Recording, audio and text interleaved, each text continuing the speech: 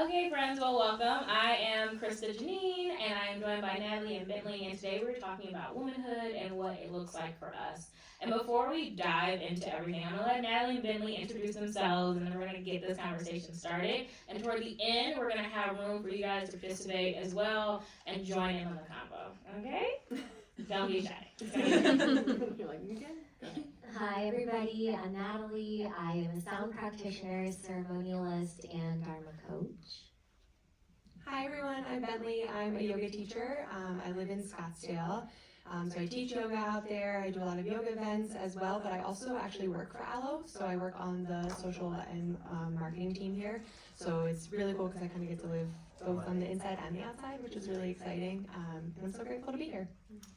Sweet. And I am Christa Janine, like I said. I will be moderating today. But a little background about me. I'm a 500-hour ERT yoga instructor. I teach Alo Moves. I've been teaching yoga since 2012. Yep, that sounds right. And before I was doing yoga and wellness full time, I worked in television for a little bit. So that's just like a quick little synopsis of who I am. You saw a small little human running around out there. That is mine. It is spring break. So this is the part of being a woman, right? This is the part of womanhood at its finest. But yeah, so that is who I am. And we're going to go ahead and get started. And I wanted to share a quick quote with you guys because I want us to really think about how we use words and the verbiage that we share with the world. We were just having a conversation about this outside, and it's so interesting, the space that we're in right now, because we're evolving and we're learning and we're in a period of awakening, but a lot of the things that we're trying to change or adjust, we're still using verbiage from individuals that oppress the people that we're trying to save, right? Or help get out of their current situation. So in order to change that, we must understand what words we're using, why we're using them, and how they are being used for us or against us, and what we want them to be. So that being said, I found this quote and it really stuck with me. Womanhood is something you don't consider until it hits you. So with that being said, ladies, what do you define womanhood as? Go ahead. You know, womanhood for me has changed as I've changed, as I've grown up, and really I feel like I am now coming into embracing what womanhood means to me, and as an individual who experiences shifts in her hormones, shifts in her cycles, as somebody who is both very feminine and also loves being very masculine. And so for me, womanhood is just embracing all of the different archetypes and how dynamic I can be depending on how I'm feeling. I love that. When I started thinking about this, about kind of what I would conceptualize womanhood as, it was very apparent to me that there's no universal definition to what defines a woman. I think that it's very specific to each individual. But for me, really, I think being a woman is just being unapologetically myself. And the really cool thing about that is I think about who I am right now, and then I think about Bentley 10 years ago, right? 10 years ago, I was 25 years old. I'm 35 now. Oh, God. But 25-year-old Bentley had just gotten engaged to her college boyfriend. And the trajectory of my life at that time was very different, and the things that I wanted to achieve in my life were very different 10 years ago. And I think what's so special about womanhood is that it's a constant evolution.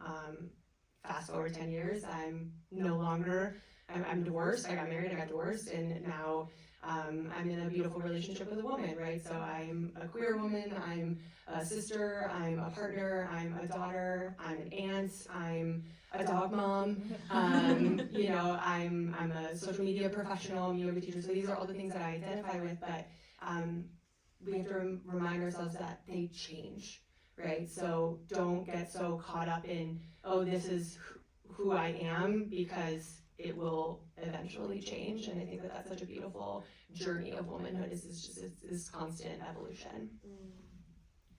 Yeah, I love that. I love how both of you kind of incorporated your past and your present, because I think so often we don't think about the journey of womanhood, right? It's like you don't just wake up one day and you're a woman. That's not, I wish, that's not how any of this works. Done. Right, you're done. But even in relationship to how we function in our world around us, right? Like very similar to Natalie. I live in my masculine and feminine energy equally. I am not like interested in picking one side or the other. That just doesn't serve me. But for a long time as a child, I found myself having to pick, right? It's like, oh, I want to be an athlete, so I need to be super strong and like show no emotions and like be all tough, right? And then as a mom, I'm like, well, that doesn't work. Like that's not going to be productive for my kid. And I found that the more I stopped trying to fight and pick and choose one aspect of who I was, the more I was able to really come into my own womanhood, right? And lean into my own intuition and what that meant for me. And I say all that to say, like, thinking about the negative stereotypes of what womanhood is supposed to be or what it's supposed to look like. Like, was there ever a moment in your life where you were, like, confronted by a negative stereotype of womanhood and you were like, hey, F you, I don't want to do that. Like, you know, like, seriously, you're like, that's not going to serve me. Or did you succumb and you were just like, I don't feel like fighting against that right now?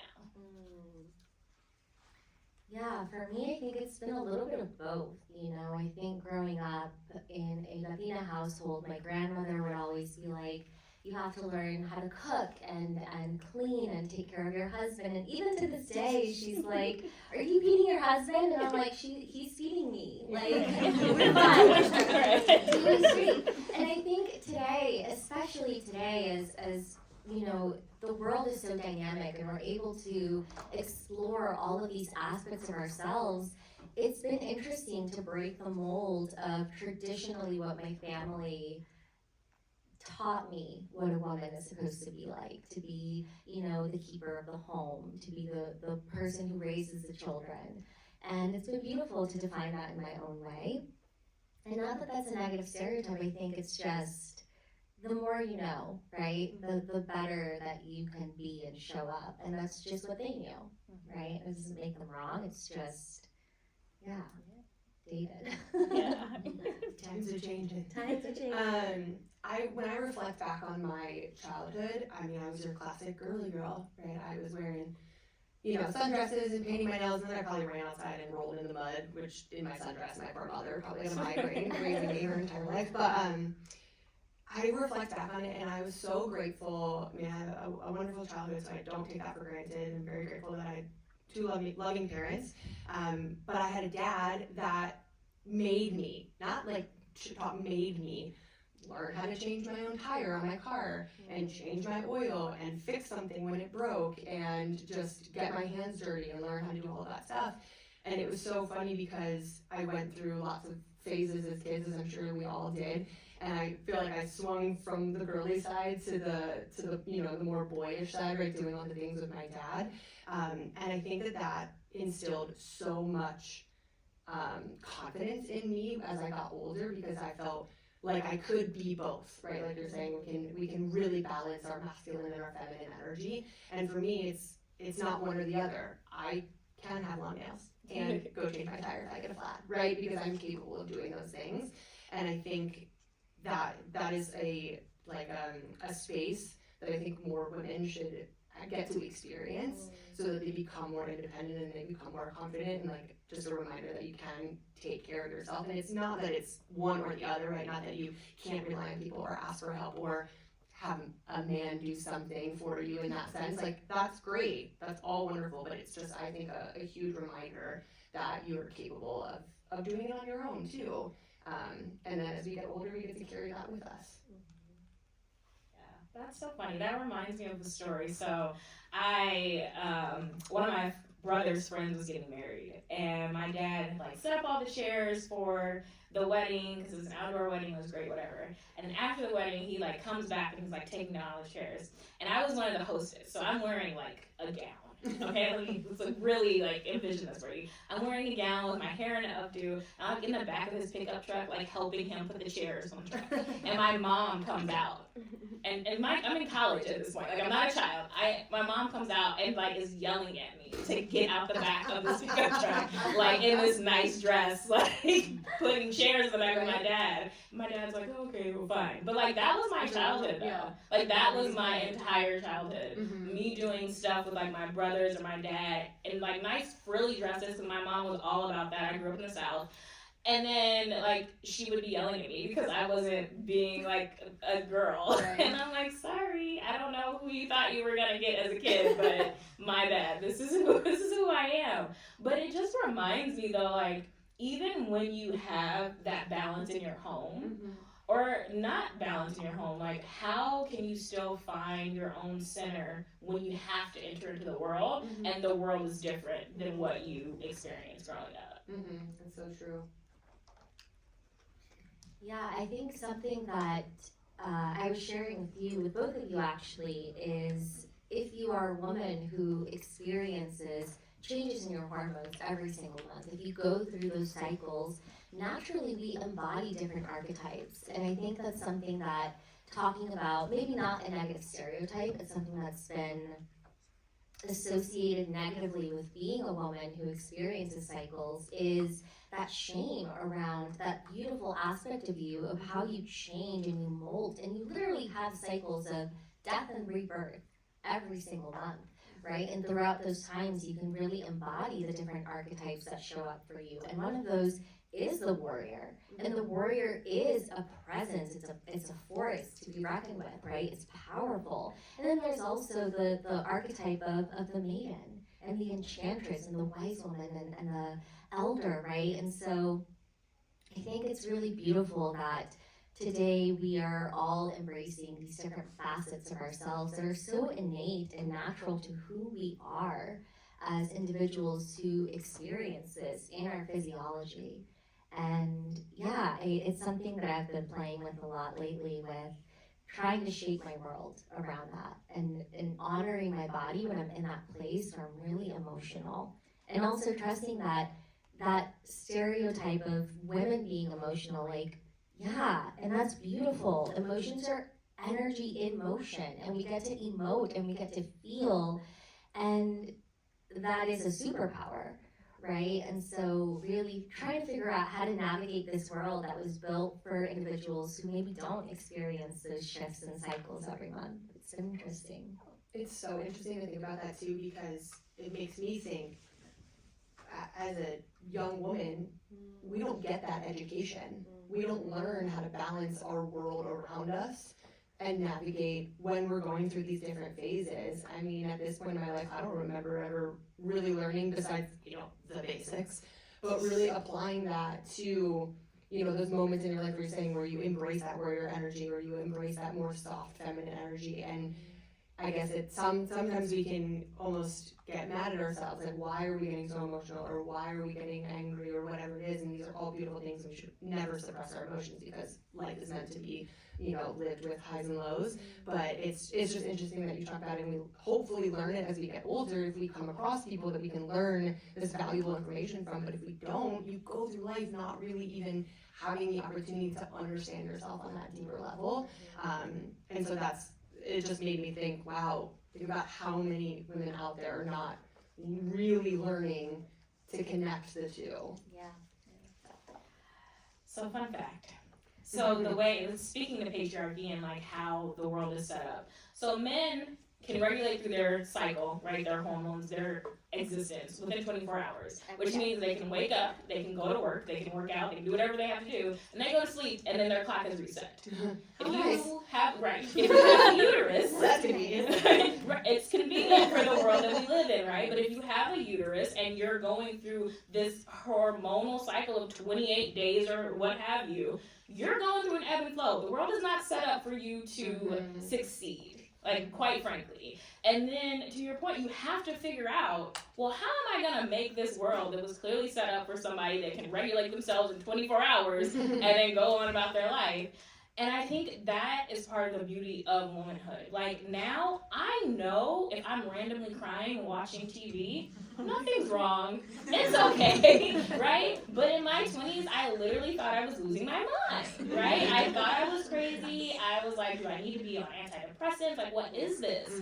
And you start to learn how to navigate your world. And it's easier for you to be like, okay, well, maybe this time of the month I don't need to be planning all this stuff. Maybe I just need to chill out. Or I'm going to have all of this energy right now. Let me plan all the things. And it's so important. And I'm going to get a little political here. Because when we start looking at things like in Florida, where they don't want young girls to talk about their menstrual cycle in school. Like, this is biology. This doesn't have nothing to do with sex, right? This is biology and young people needing to understand how their body works so they can function in the world. And we're starting to see this, like, super divide of people learning about themselves and how to function properly, and then it being taken from our youth because there's power and learning how to function in a world that was not set up for you, right? The more you know about yourself, the more in tune you are with your intuition, with your own feminine, divine energy, the easier it is to navigate certain things. But, and I'll say this too, because I know we're talking about womanhood, but like everyone has emotions. We all have masculine and feminine energy, and so often even young boys aren't allowed to explore their emotions and their femininity because they have it, it's in them, right? You have emotions, it's how you're communicating with people, it's how you're having successful relationships. You need to be able to do this, because if you can't, then you're also gonna be screwed, right? It's like, if you don't know how to do that, so it's this crazy imbalance of patriarchy is really what it is. And spaces like this are so important because it's us figuring out, how do we regulate the system? Like, how can we use what we understand womanhood to be, what we understand femininity, masculinity to be, to like shift the conversation.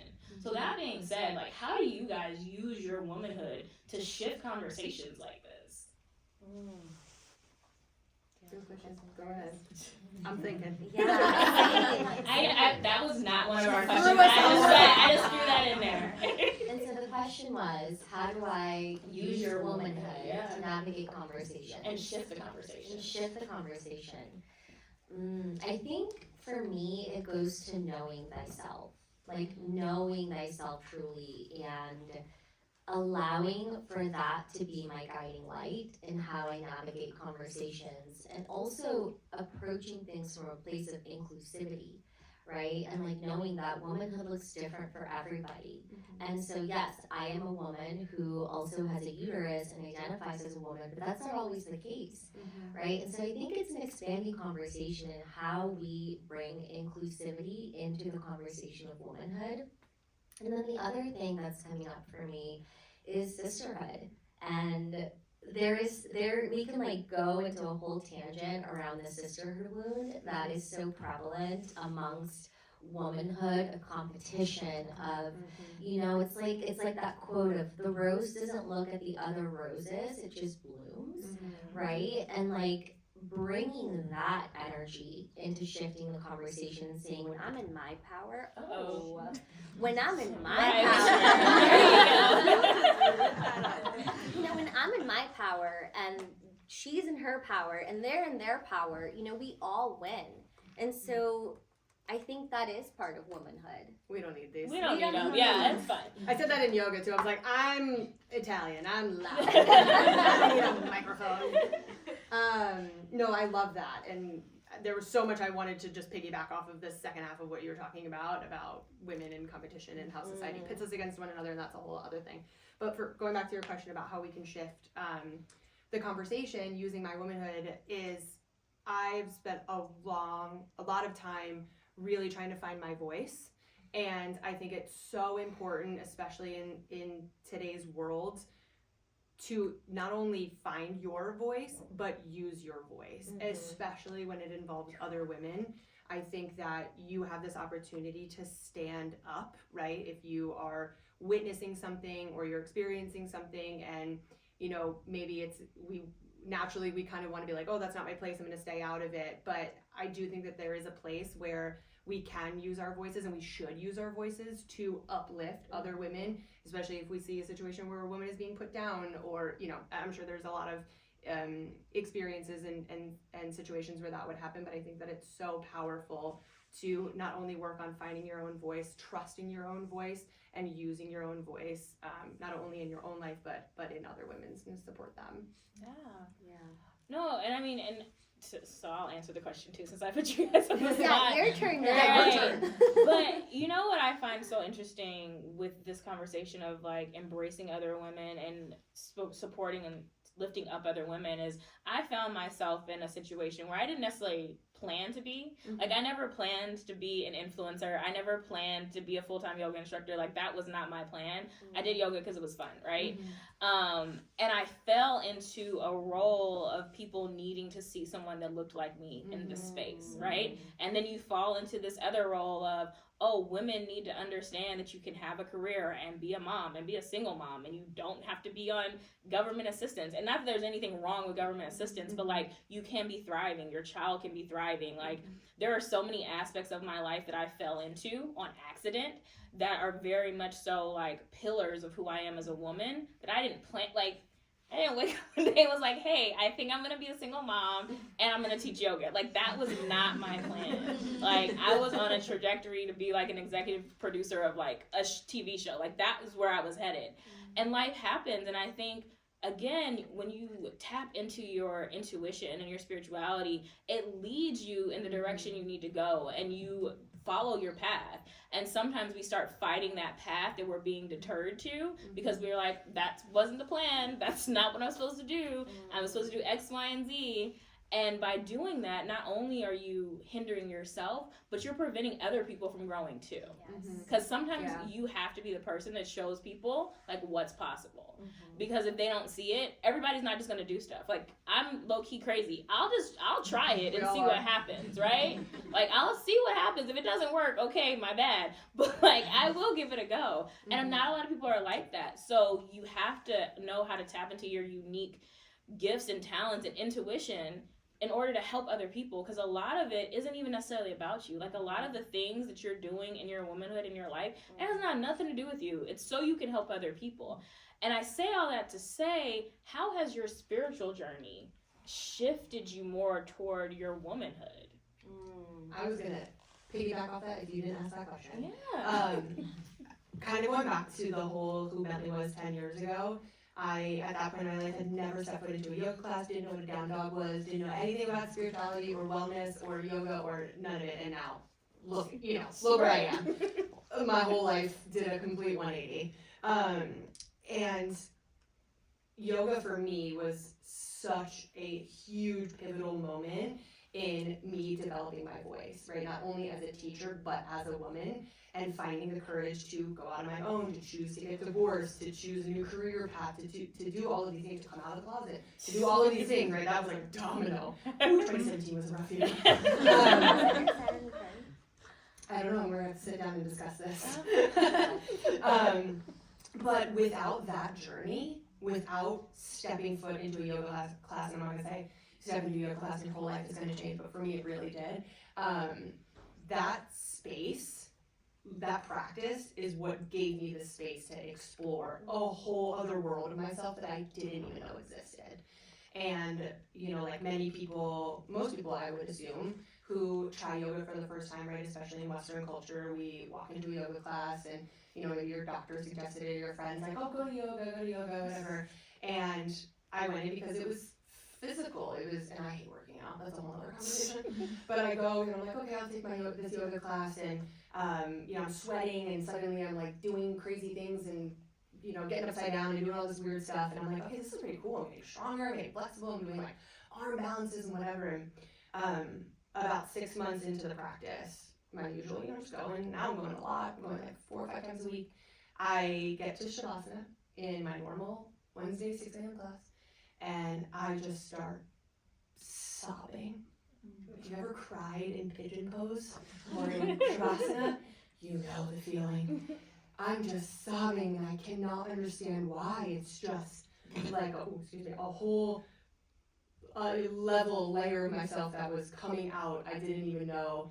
and I cried and I cried, and I finally realized I had one of those like moments in my life where I felt like I was out of body, looking at myself going, you're not happy. This is not the life that you wanted. There's more for you out there.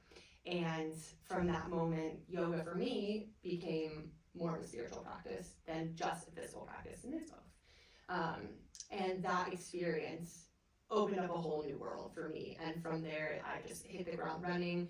That's where I started teaching yoga, and I just spent all this time again developing my own voice and getting confident, hearing myself speak to others, right? Trying to build community and now hold space for other people like it had been held for me. It was this very 360 moment, and I just think that there's so much power in yoga and in maybe it's not yoga, maybe it's something else, maybe it's just meditation, or even just fitness in general can become that caveat to something changing for you.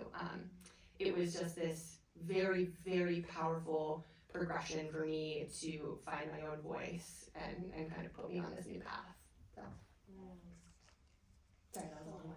I love it. I'm still absorbing it. Right. I love that. And for me, it was yoga too. Yoga, walked into a yoga class, changed my life. At the time, I was time's up. That was over, guys. Sorry, that was it. I was in college, and at the time, I was in a really toxic relationship. I was in my substance abuse chapter of my life. I had really severe body dysmorphia, eating disorders, and went to this exercise elective because I needed a credit, and lo and behold, it was a yoga class. And I remember my first Shavasana, same thing. I felt so in my body, which was a new experience for me as somebody who numbed so often and tortured my own vessel all the time because of what it looked like and what I wanted it to look like and what it didn't look like according to societal standards. And I think that all individuals, particularly women, go through this at some point in their lives, right? Societal standards of Photoshop bodies that perhaps you don't fit that mold, and then what do you do, right? And so for me, yoga was really the discovery of being in this vessel and being in this body and what that meant, and that just led me to discover meditation, discover different practices that just grounded me deeper in my body. And then I began to cultivate this deep sense of self-love and really loving the vessel that I'm in and all its imperfections and all of the ways in which it serves me every day, right? It breathes for me. It allows me to experience emotions, to see colors, to see beauty. And without getting too deep into it, that was also kind of what guided me to rediscover my connection with my own ancestors and the medicine women within my lineage. And we all have them, right? Whether or not they consider themselves medicine people, like we all have roots from indigenous peoples somewhere in this beautiful world.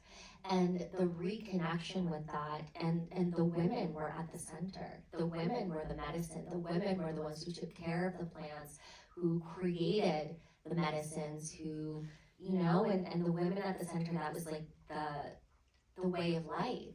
And it's just been this really beautiful reconnection of just coming back home to myself and what that means to me as a woman. Oh. Yeah. Oh, Yoga. wow. Highly recommend. Highly recommended. Oh my gosh. No, but 1000%. I mean, I grew up in the church, and I tell people this all the time because when I found yoga, I had not exited the church completely, but I was like, okay. It was questions were being asked, and I tell people this all the time. It was like, God found me on my yoga mat. It's almost like He came back and got me. It was like, hey, I understand, church wasn't what you needed to be, it wasn't what you wanted it to be, but there was still a deeper connection I wanted to my higher power, and I wasn't getting it in religion. It just wasn't there. And yoga opened up this whole world of tapping into your source and understanding how to receive a download from your source, whatever you consider it to be, right? It's like, I'm not here to tell you what to believe in, but whatever your higher existence is, it will give you the source to all of your answers. It will give you those downloads if you sit and wait for it to come. You can receive it. And I think for me, the reason why I even started teaching is because I was like, more people need to experience this, right? More people need to learn how to tap into themselves, because not only, and this is back when I was like teaching more and more, but like my classes were super intense, very hard. I had people like doing all type of inversions during the flow, like it was crazy. But the reason why I would do that is because I wanted people to see their power, and I wanted people to understand like you're more capable than you think. Because a lot of times you don't even try stuff because nobody's gonna tell you to try. You're like, I'm not gonna try. And then you try it, and then it clicks. Something else clicks in you, right? And that's why I love being a yoga instructor, because I can take your physical self and help you discover other things in your metaphysical self. And I say this because we talk about empowering other women. And for me, that was the biggest thing, is like helping other women see, yeah, you can do this, you're strong, you're capable, you can do whatever you set your mind to. But how do you guys find yourself empowering other women today? Yeah, I'm gonna go back to that little seed I planted about the sisterhood wound and competition. And you know, I think it's an ever-present practice for me when those stories come up, and I find myself comparing myself to others, and it takes reprogramming. It's the programming that we were raised in, and so it's not your fault if that story comes up for you, right? But it is your responsibility to rewrite it.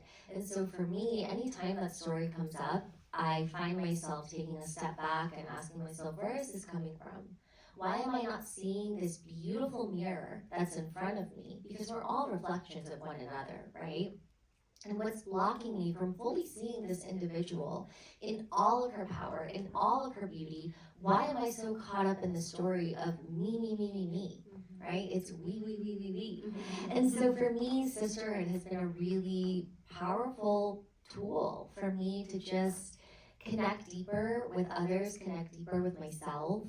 And talking about uplifting and empowering other women, something that I wanted to touch on is that we live in a free country. We live in a place where we have the privilege to explore these different facets of ourselves and express ourselves however the hell we want. And that is not the case today, everywhere in the world, right? And so it's not to say that you should feel guilty about this, it's to say that you should celebrate that and uplift other women and support the women that maybe don't have that privilege.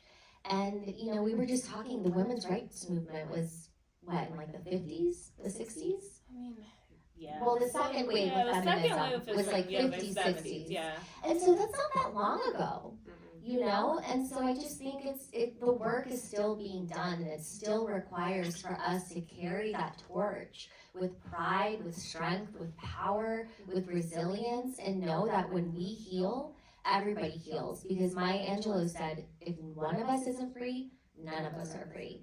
And so, yeah. That was so beautiful. For me, I really resonate with what you're saying as a yoga teacher, right? You want to, it's so beautiful to watch your students do something for the first time, right? They have that breakthrough and you're like, I helped them get that. And I know this is about me, but like, I helped. And it's a beautiful feeling, because again, it's creating that like collective energy, that uplifting energy, not only for them, but for you as well. And I absolutely love being able to create that environment, create that space for my students. And that's really a huge part of why I keep coming back to teaching. That is at the root of it, because as a yoga teacher, when you're learning to teach, at least in my experience, it was always reminded to me, the class is not about you.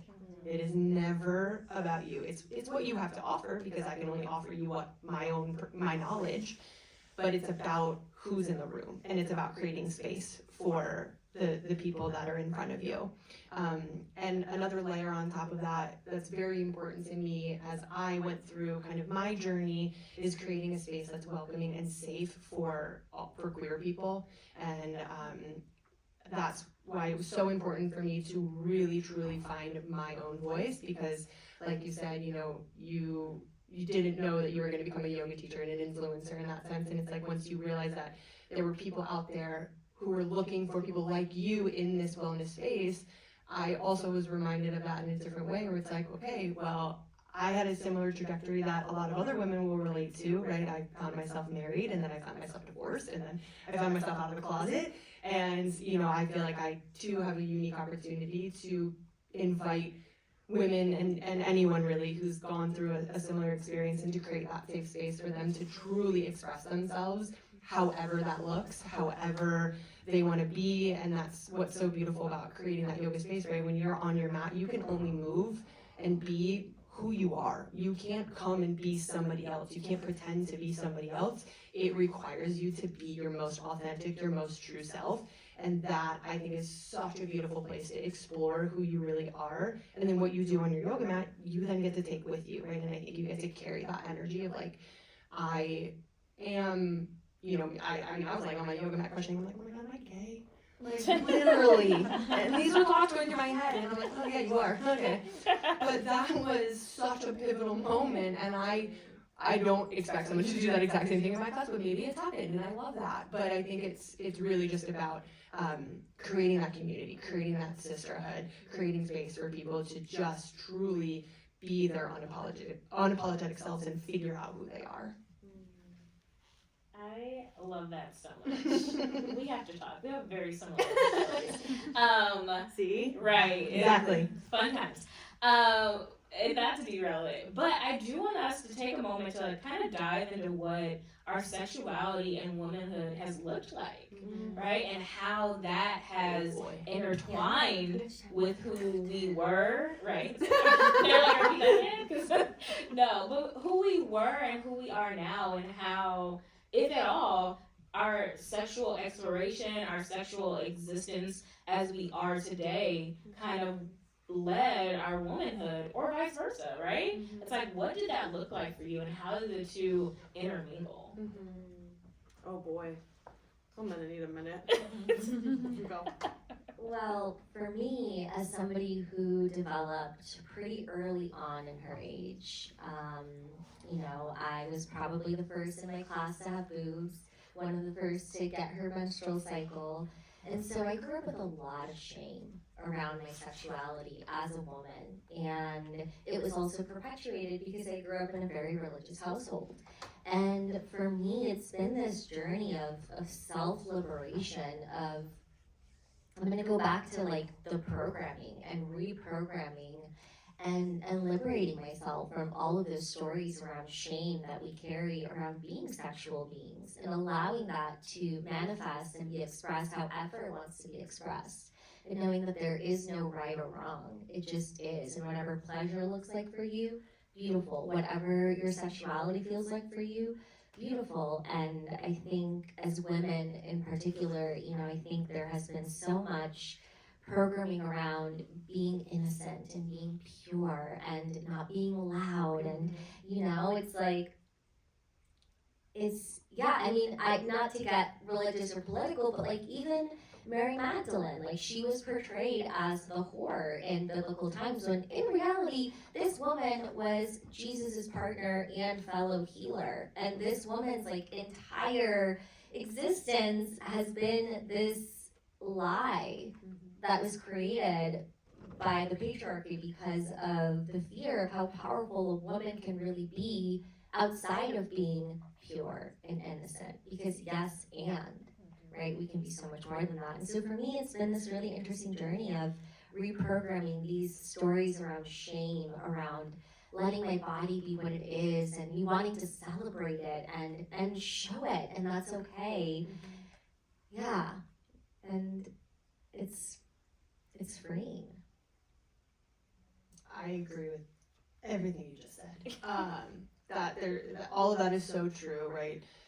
There's so much shame and so much stigma about this topic, right? And like you're saying, most women in society historically have been told to cover up, to, you know, be modest, and there's nothing wrong with that, right? That's the freedom of womanhood, is you are free to express yourself and live your life how you want, right? And we have to remind ourselves, just because what she's chosen for herself, I don't want that, but that's okay. That's the life that she wants. But it's also necessary for the other woman to then look at my life and say, okay, that's not what I want for my life, but I love that for you, right? And in that way, we can support and uplift and allow women to be who they want to be. And you know, anything related to sexuality is so easily tied into that, right? And even myself, I had to do a lot of unlearning, because sometimes I would see, not that I'm like not an overtly sexual person in that sense, but you know, we could easily take this conversation to social media, right? And what we see online. And even for me, sometimes I'd be like, oh, that makes me a little uncomfortable. And I had to check myself to be like, why? She is free to do whatever she wants. She can post whatever she wants. She can wear whatever she wants. And I think that was, even for me, a big wake up call. And I, you know, we're all guilty. We all judge, right? We shouldn't, but nobody is not 100% not judging, right? But we have to check ourselves. And I think that that's the important part of it, is to recognize in that moment, like, oh, I don't need to be projecting my stuff onto her. She is allowed to do whatever she wants. And I think it's just so important to, if you find yourself in that space, right? If you're maybe judging a woman for being what you think is too sexual, that's not your space to do that. Let her, to me, I mean, I don't know, this is just my thought, but, you know, let her be who she wants. And maybe she's in a phase of her life that will change. But in that moment, this is how she's living her life. And that's okay, right? Supporting women, and that's it. It all comes back to me, supporting women in the choices that they want to make in this moment in their life, and just uplifting them, really, no matter what. And sometimes that's a hard pill to swallow, but I think that it's necessary, because everybody's journey is going to be different.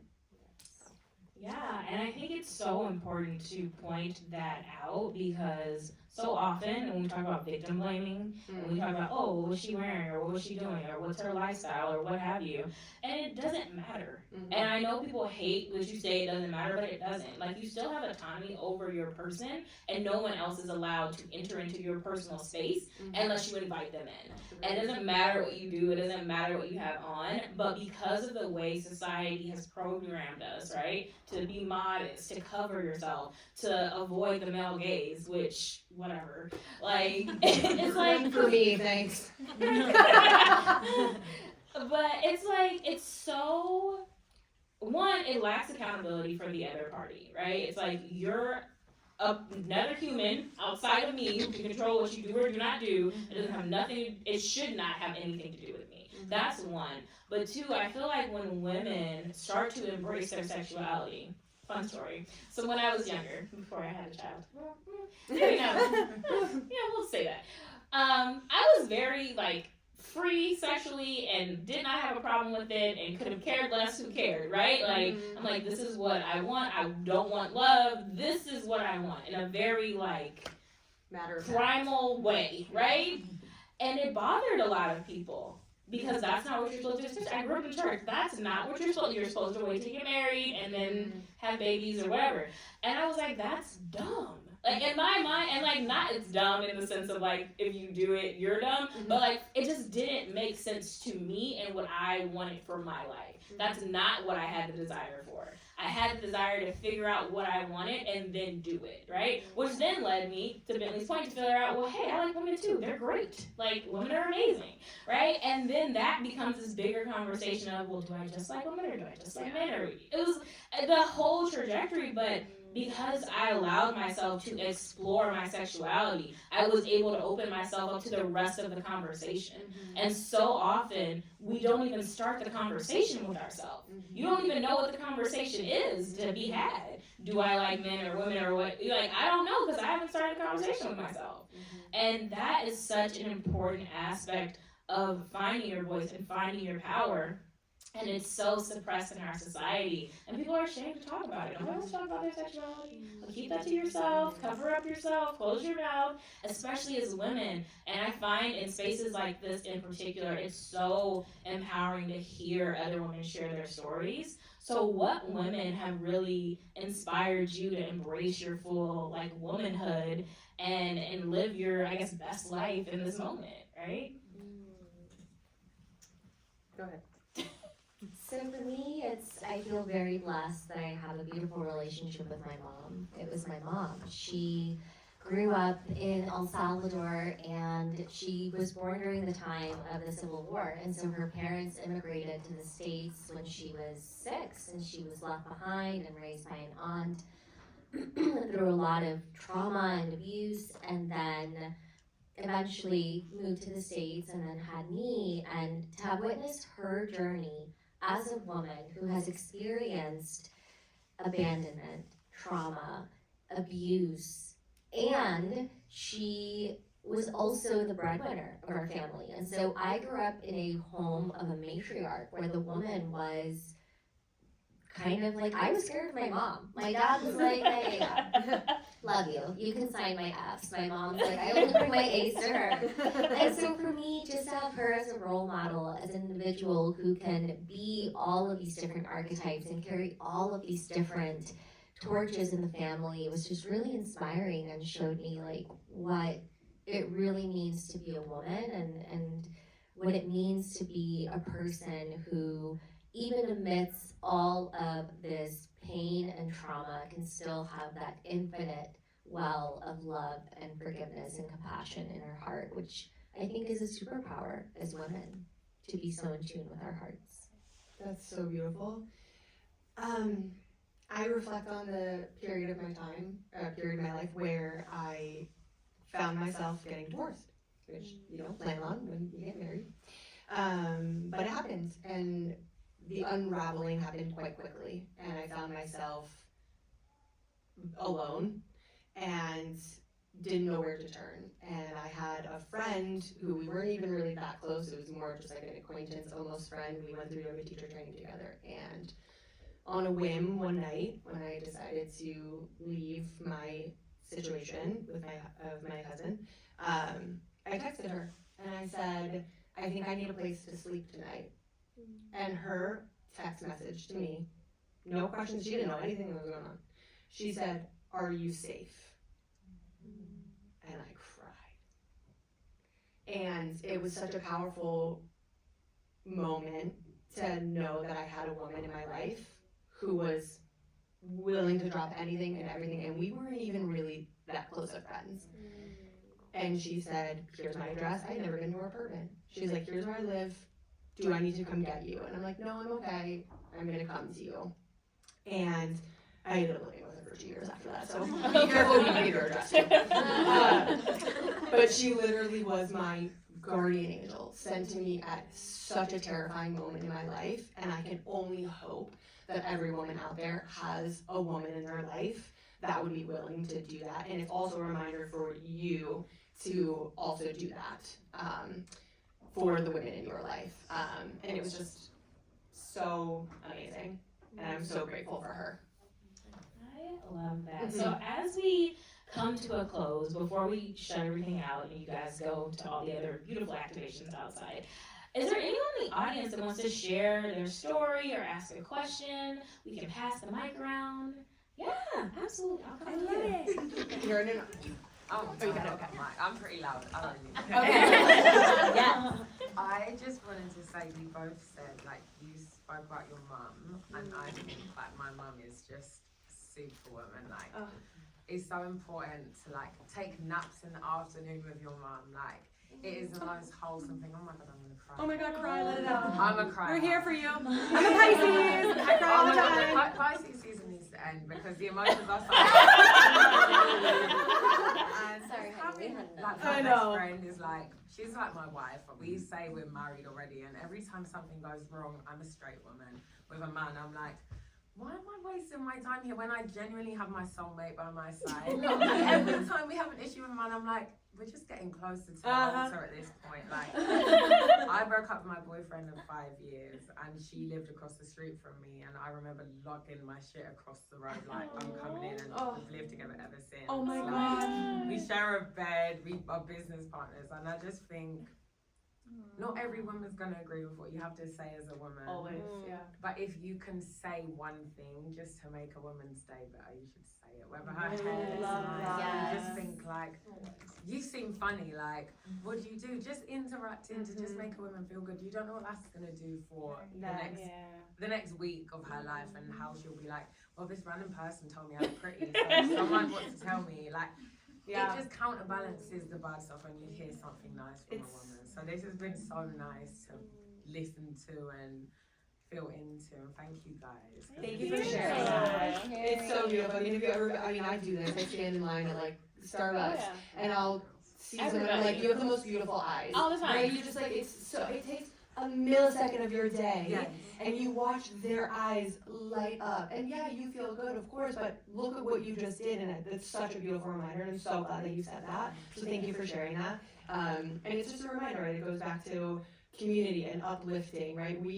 Society pits women against one another all the time, and it's our responsibility, just like you said, to be there for one another, to just share a kind word, because life is challenging, life is hard, especially as a woman, because we are always navigating these constant changes, and it's such a beautiful reminder. So homework assignment, and here you go. Go tell somebody else Somebody, today. exactly.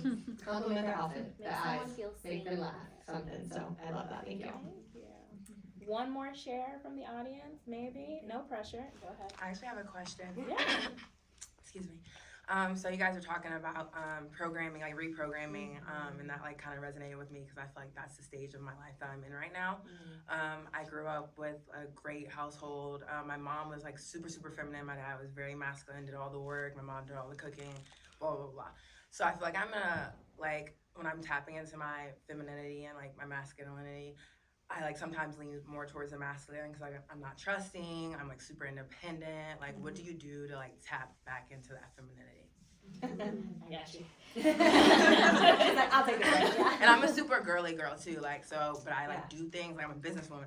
I like don't miss any marks, like, but so sometimes it just feels too heavy. Yeah. You know? So, and I'm about to say something, you might not like it, but go with me here. So that's a trauma response. Like when we overcompensate and toward one or the other, it's because you're fighting something else. You want to be safe. You want to make sure you don't drop the ball, right? You want to make sure you're not going to let anything come in and disrupt your security. And that's what that is. So that's the healing journey of figuring out what your womanhood is going to look like and figuring out, well, why is it that I don't trust people? Why is it that I'm more aggressive? Why is it that I might be a little more hyper independent, right? And like that's that journey of unpacking some of that past trauma. Can I add something? I honestly feel like I was listening to myself speak. Me too. I'm like, it's The counseling. not trusting part, I've spent the last 2 years having to trust by force. Like, at one point we were nearly homeless. I was like, oh, I've got someone to stay with them. Everyone asked me, and I'm like, yeah, sure. But to ask that is like, you're gonna get hurt. And at any given moment, you can get hurt. Not trusting is just delaying beautiful things that you deserve. So don't put it off. Like, you're gonna get hurt one way or the other. It's better to get hurt at some point and you've had fun, or you have a beautiful memory, than to never get hurt because you never put yourself in a position to be vulnerable. And I can tell you have loads of love in you, so you just. Oh my god, that's it. Oh my god, I can make you cry. Before you guys head out to the activations, Natalie later is doing a cacao ceremony, so I'm gonna let her explain that a little bit, and then we're gonna like peace out, and you guys can do all the fun stuff outside. Yes.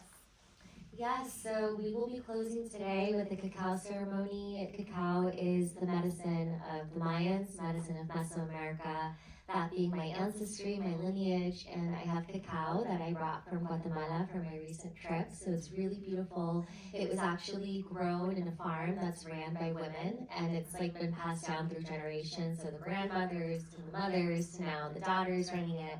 And yeah, we're just gonna sit in community, drink some cacao. It's really yummy. I'm gonna literally go make it after this, so it'll be fresh.